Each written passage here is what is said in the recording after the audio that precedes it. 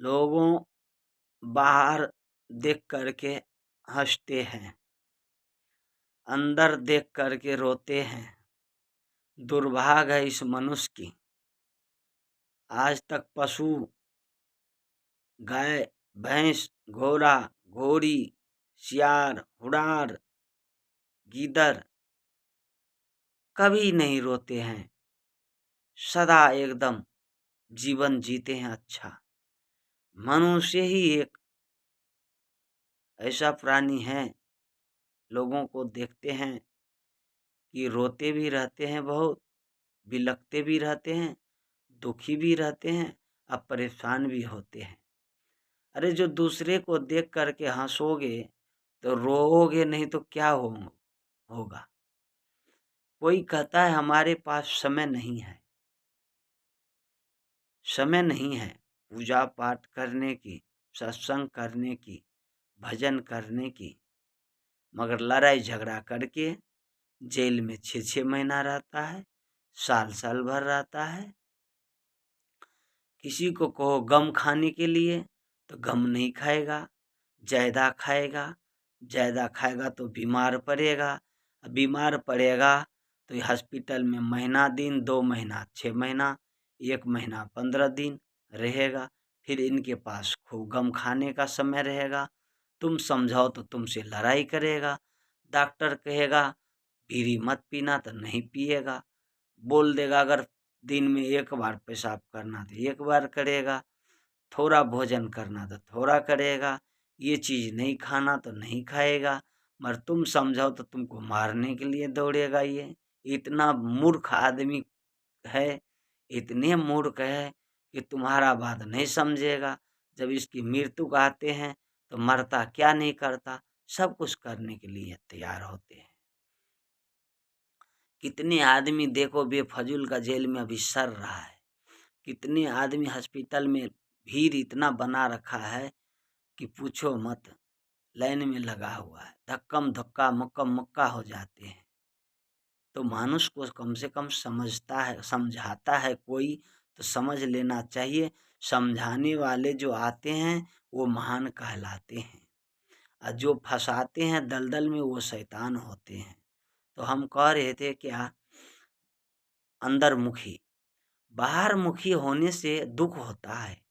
जिस दिन मनुष्य अंदरमुखी हो जाएगा उस दिन सदा अकेले में मुस्कुराते रहेगा, हंसता रहेगा, नाचता रहेगा, क्योंकि वो अंतर्मुखी, अंदर ध्यान किया है, इसलिए करके वो प्रसन्न रहता है, इसलिए वो खुश रहता है, उसकी जीवन में खुशहाली होता है, उसके ऊपर परमात्मा की आत्म ज्ञान होती है, उसको मार्गदर्शन होते हैं, उसकी शरीर की शुद्धि होती है, आहार विहार शुद्ध होते हैं, उसकी जीवन दिनचर्या अच्छा बीतते हैं, इसीलिए वो प्रसन्न रहते हैं।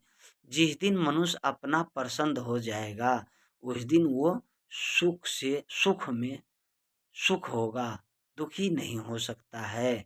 मनुष्य को जीने की कला सीखना चाहिए।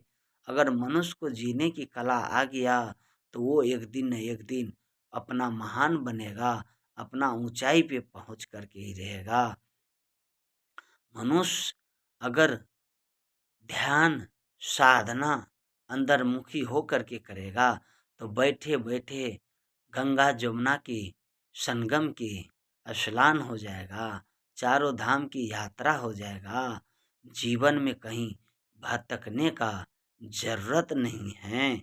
हमारे साहेब कहते हैं, परंतु कह रहे हैं यहाँ पे एक छोटी सी पंक्ति है, मेरे सतगुरु ज्ञान रखवारे,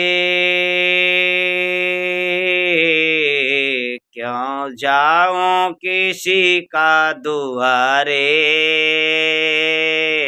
मेरे सतगुरु ज्ञान रखवारे, ओ क्यों जाऊं किसी का दुआरे, मेरे सतगुरु ज्ञान रखवारे। जिसको पूर्ण तरह से पूर्ण गुरु मिल गया है उसको दौड़ धूप समाप्त हो गया है।